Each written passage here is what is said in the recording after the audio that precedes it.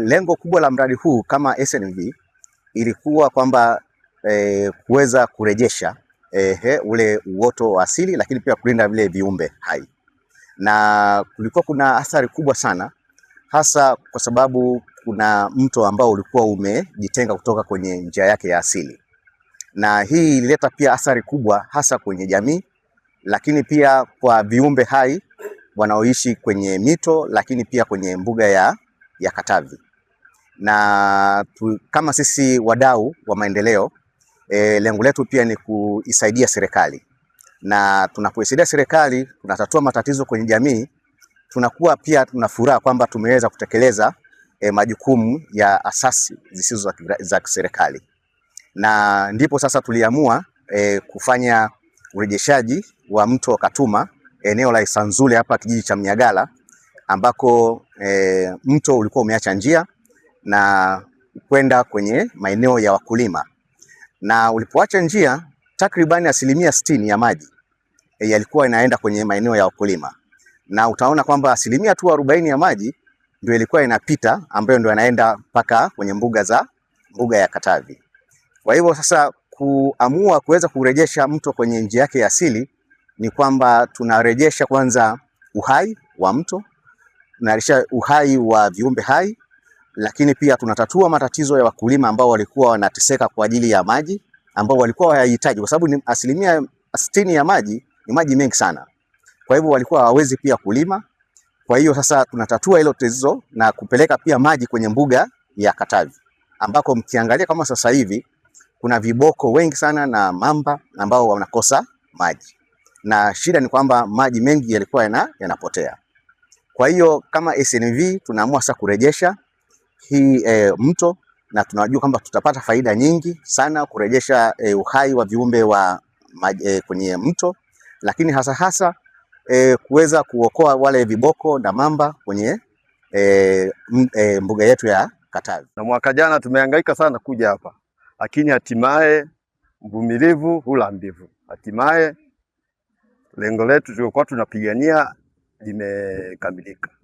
Nishukuru sana kwa sababu wakulima, kwa mfano kama hapa tu palipoanzia maji yamechepuka, wakulima ambao walikuwa wanaathirika ni wa upande huu, lakini vile vile huku juu bado kuna maji yamechepuka. Kama hapa yametengeneza mto ya Kahama.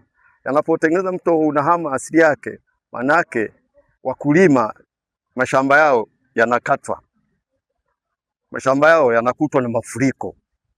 Kwa mfano kama mwaka huu kutoka huku mpaka hapo mashamba ambayo yameathirika karibu ekari 100 ambazo zimeharibika.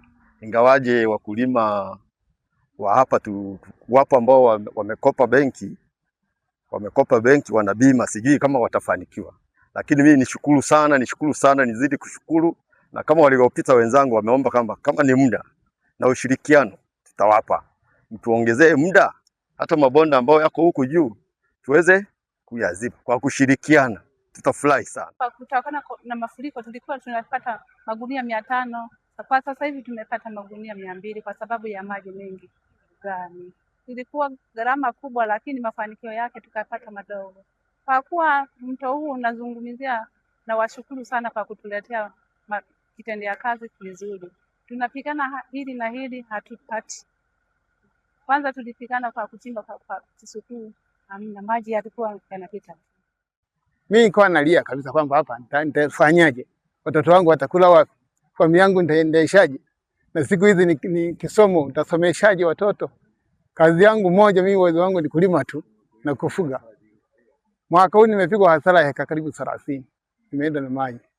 Nilikuwa napata junia 500, 600, 700. Mwaka huu nimeambulia 200 tu.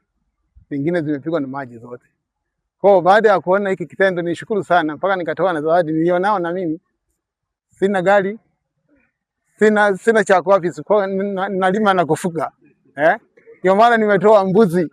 Yaani hali kama hii ndio maana nimetoa na shukrani.